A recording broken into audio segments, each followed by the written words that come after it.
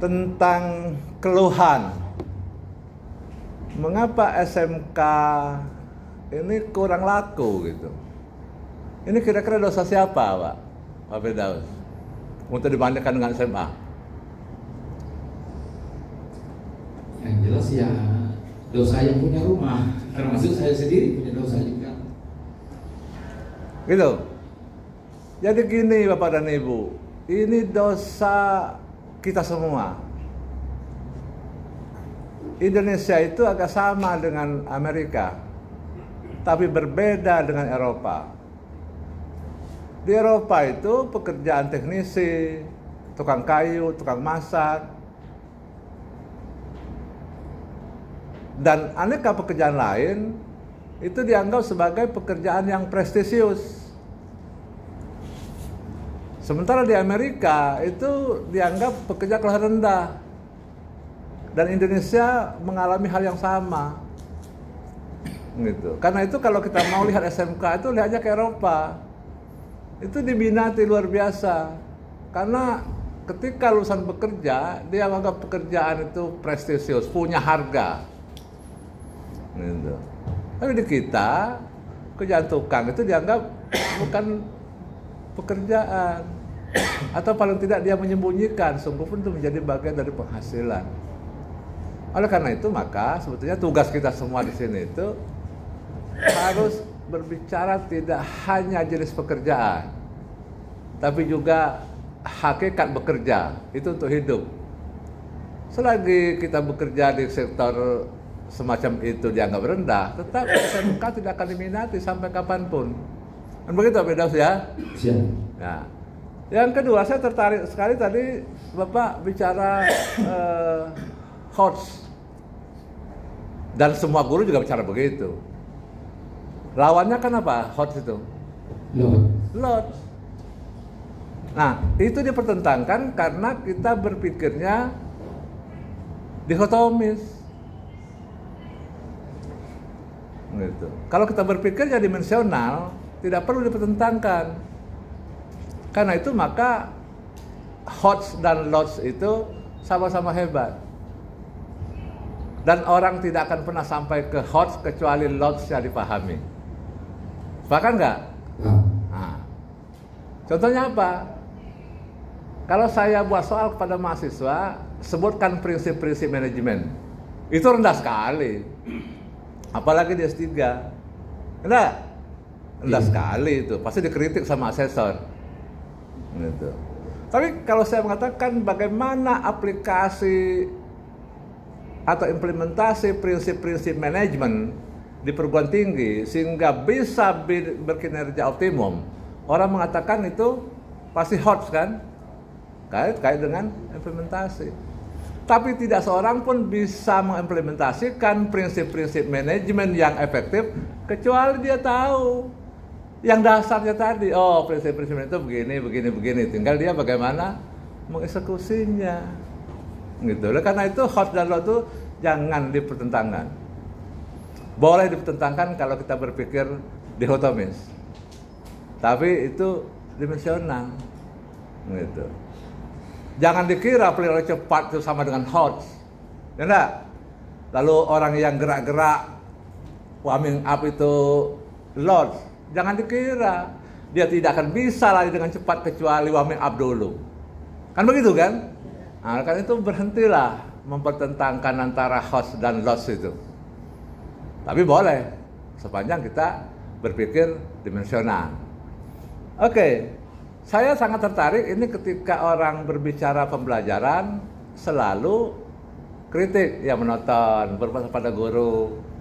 Seharusnya ini berpusat pada siswa. Saya tanya dengan Pak Firdaus, mengapa harus berpusat pada siswa? Terima kasih, Bro.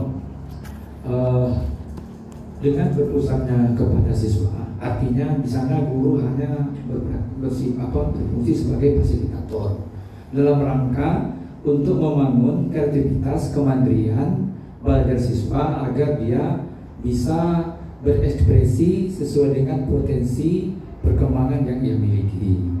Nah, makanya sekarang itu sesuai dengan tuntutan Pembelajaran abad 21 Jadi tidak ada lagi sumber belajar itu semata-mata daripada guru. Sudah berorientasi pembelajaran berpusat kepada siswa, sehingga siswa ini bisa mengevaluasi dirinya, mengembangkan potensi-potensi yang ada di dirinya dengan seluas mungkin, tidak ada paksaan ataupun tekanan. Nah, ini yang memang diharapkan kita, khususnya kami dari Sekolah Menengah Kejuruan, bagaimana menanamkan kemandirian belajar. Karena saya melihat ketika anak itu saya tanya, kenapa kamu ke sini sekolah? Itu betul jawabannya sangat rendah sekali. Tapi kalau dia bertanya, kenapa saya ke sini? Saya mau belajar. Berarti sudah di atas level daripada sekedar datang ke sekolah. Nah, dengan seperti itu, mengolah anak yang sudah berprinsip berpikir seperti itu, guru itu akan gampang. Tapi ketika anak itu hanya sekedar datang ke sekolah, itu bagaimanapun guru berjibaku menanamkan nilai-nilai itu agar anak ini merubah mindset dan pola pikirnya supaya beralih kepada kemandirian tadi. Nah, ini yang harus menjadi dasar kita menanamkan kenapa pembelajaran itu berpusat kepada siswa. Terima kasih. Ya, hanya memang konversi atau mutasi dari berpusat pada guru ke berpusat pada siswa secara ekstrim itu tidak sederhana. Kenapa tidak ditawarkan berpusat pada keduanya? Gitu. Artinya kalau berpusat pada keduanya sama-sama aktif, mungkin itu yang untuk sementara ini bisa menjadi solusi. Sampai dengan siswa kita itu kuat pewarnaan civil society, kuat pewarnaan kemandirian. So kalau serta-merta dimutasi begitu, saya yakin akan melahirkan kejutan budaya dalam proses pembelajaran. Apa Bapak punya komentar? Baik, betul. Memang dari hasil pengamatan kita, pada umumnya dari output proses pendidikan guru-guru ini, mereka itu artinya sudah memilih bahwa pekerjaan itu sebuah profesional yang mulia.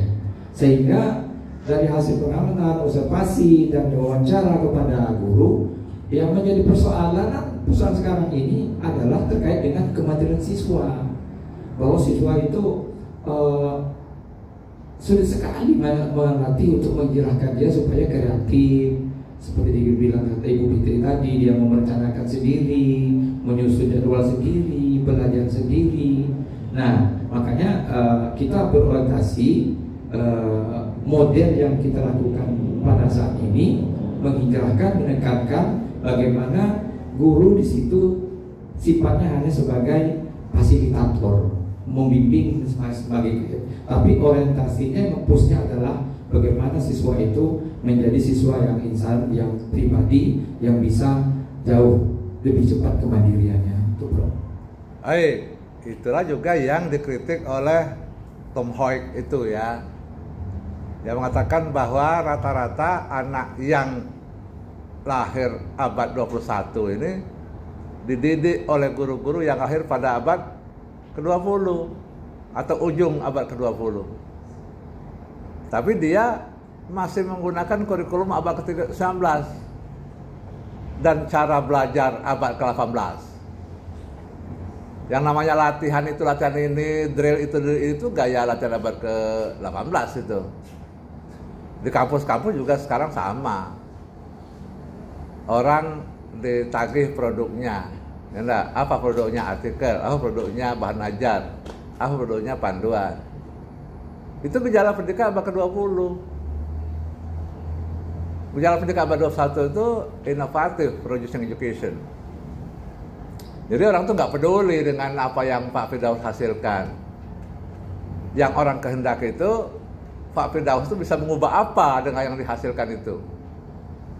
Seperti halnya orang nggak peduli dengan dokter pertanian bisa misalnya memanipulasi lahan bisa meningkat 25% dari biasanya. Tapi dia bertahun-tahun menunggu artikel Scopus gitu. Itu curang gitu.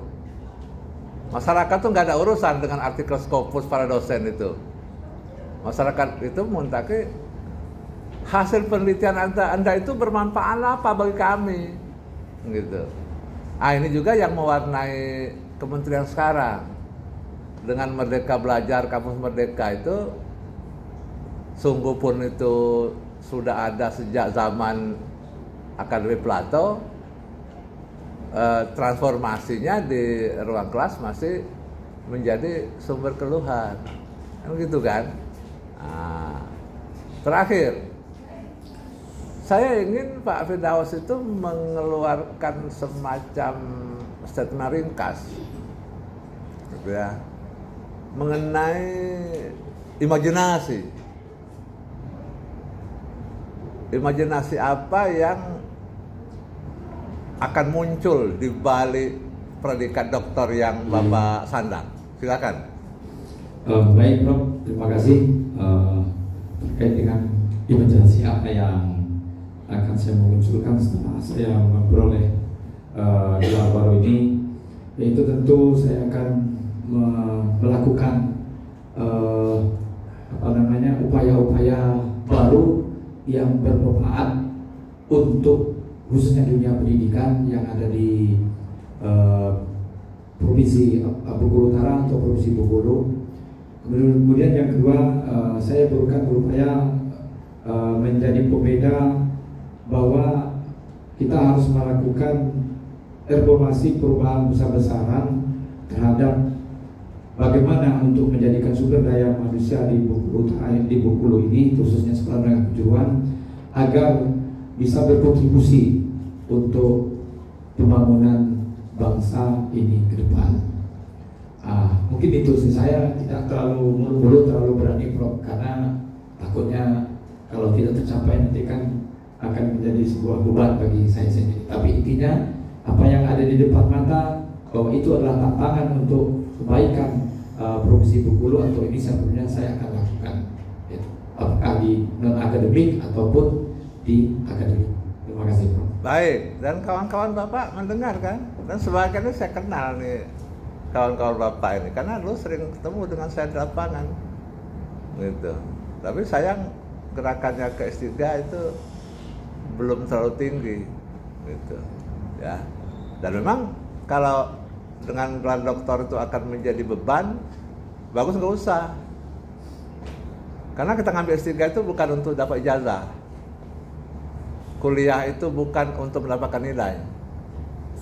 Tapi setelah doktor itu ingin menjadi orang seperti apa? Nah ini dia, itulah obsesi, itulah imajinasi, dan mudah-mudahan Pak Firdaus bisa mewujudkan imajinasinya.